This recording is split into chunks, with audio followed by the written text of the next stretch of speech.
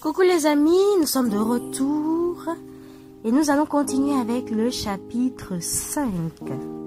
Allez, on se rejoint dans quelques instants pour la rubrique feuilleton. Piège du destin de Mr. Yao Kumonji Midorouin, Chapitre 5, l'euphorie. Partie 2. Les jours approchent à grands pas déjà pour Senam. Senyo l'emmène au shopping pour changer sa garde-robe, pour aussi préparer en même temps le trousseau du bébé. Et à leur retour, ils apportent de nouveaux vêtements à Amivi aussi. Tiens Amivi, c'est pour toi, de la part de tonton, dit Senam à Amivi en lui tendant son emballage. De sa part plutôt, Amivi, retourne Senyo. De sa part, non, de sa part. Tous, ils s'esclavent. Vraiment que ce couple est si beau et si amusant à tout moment. Ils aiment tellement faire de la comédie, même avec leur employé de maison, ou leur boniche. Amivi prend l'emballage et l'ouvre. Elle y voit tout ce qu'il lui a apporté comme vêtements à son grand étonnement. Elle les remercie tout enthousiaste. Des jours passent et des jours passent. Senyo est au bureau lorsque son portable se met à sonner. Il le prend. C'est Amivi qui l'appelle depuis son portable qu'il lui a payé. Il décroche. Allô Amivi? Et il peut entendre la voix d'Amivi très angoissée. Allô tonton, c'est Tanti. Elle a des contractions abdominales. Viens vite s'il te plaît, viens vite. Elle se tord de douleur dans le salon ici. Quoi? Je rentre tout de suite, d'accord? Dit tout en bégayant et angoissant Senyo. Il file pour rentrer à la maison. Il arrive et voit effectivement Senam se tordant de douleur. Aidé par Amivi, il la met dans la voiture puis l'emmène d'urgence à l'hôpital. Senam est à terme. On la voit entrer à la maternité. Senyo, très anxieux, ne peut rester sur place entre la salle d'attente de l'hôpital et le hall menant à la maternité. Quelque temps après, le docteur sort. Senyo l'accueille en sautant sur lui. Dites-moi docteur, comment va ma femme? Dites-moi comment elle va, je vous en prie. D'accord, on se calme. Relaxez-vous et écoutez ce que j'ai à vous dire. Quoi? Vous voulez dire quoi? Je veux savoir comment va ma femme, je veux le savoir. Du calme, monsieur, je tiens à vous féliciter. Félicitations. Vous venez d'avoir un joli garçon qui se porte très bien. Et ma femme? Je veux savoir comment elle va. Votre femme va parfaitement bien aussi. Les infirmières vont les installer et vous pourrez aller les voir. Vraiment, que certains docteurs peuvent causer des fois de l'AVC gratuitement à leurs clients. Merci docteur. Merci beaucoup. Merci beaucoup à la vie de m'avoir fait cette grâce infinie, dit Senyo, tout joyeux. Et il s'exalte pendant que le docteur lui tapote l'épaule de sa main gauche avant d'aller à son bureau. Encore du bonheur dans cette famille, avec la venue d'un enfant qui engendre plus de sourires sur les lèvres. Il faut voir Senyo et sa femme s'amuser ensemble avec leur trésor. Senyo qui donne du biberon fréquemment à son prince-né, ou change ses couches, et très souvent sous les taquineries de sa femme Senam à cause de ses maladresses. Oh wow, c'est comme cela que se changent les couches d'un enfant. Se moque Senam de Senyo qui s'évertue à changer la couche de leur prince qu'ils ont nommé Maounion pour la féliciter. Maounion signifiant Dieu est bon. Dis que tu me vides plutôt, femme, jalouse de moi. Pardon. Dis que tu m'envies plutôt, femme, jalouse de moi. Ne sois pas égoïste et demande-moi de te montrer plutôt comment on le fait, monsieur.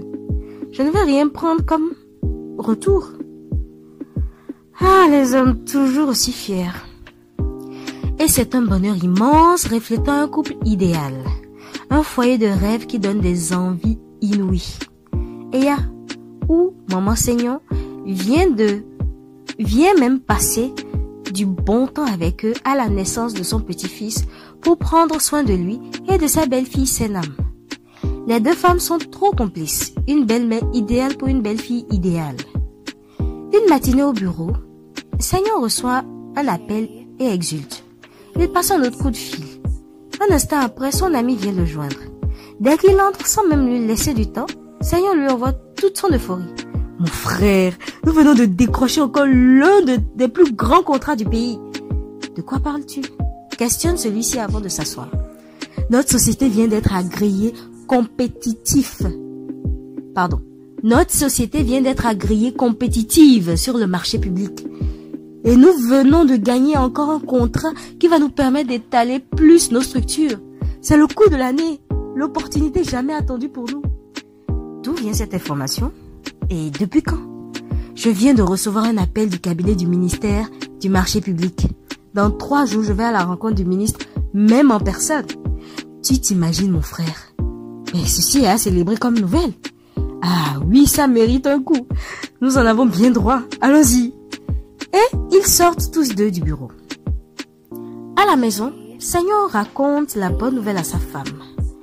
De sa voix d'amoureux, il l'appelle. Ma reine, oui mon roi, j'ai une excellente nouvelle pour toi. Ça alors? Eh oui, notre structure va s'agrandir encore plus. Ah bon? C'est quoi la magie alors, chérie? Nous venons de décrocher le contrat de l'année du marché public. J'ai reçu aujourd'hui du ministère du marché public un appel. Et nous bénéficions de ce contrat grâce à nos prestations et à la qualité de nos produits.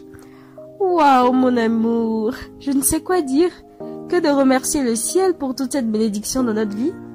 C'est comme si je sortais d'un rêve.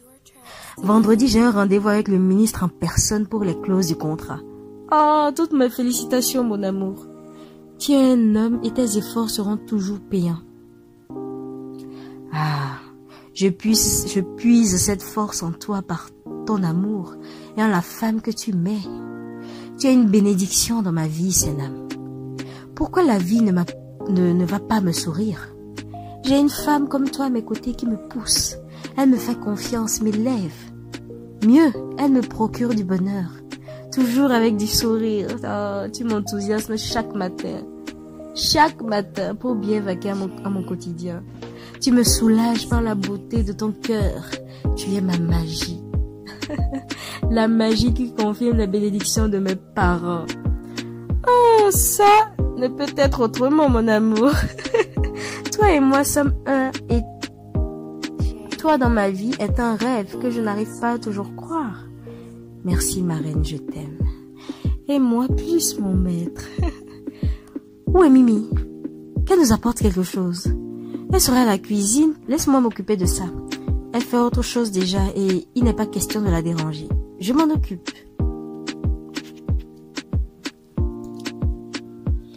Et voilà, c'est dans cette euphorie, oui, c'est dans cette euphorie que le chapitre 5 se termine. Alors, ce fut un plaisir d'avoir partagé ce chapitre avec tous nos auditeurs, avec vous. Et maintenant, commentez, donnez-nous vos avis. Vos avis comptent vraiment pour nous. Likez la vidéo. Partagez l'histoire avec des personnes qui ont besoin ou qui s'ennuient, qui ne savent pas que faire à la maison, qui ont besoin d'écouter des histoires, qui aiment les histoires. Et même les personnes qui aiment ou qui voudraient s'évader un peu en écoutant des histoires, partagez avec. Ça nous ferait grandement plaisir.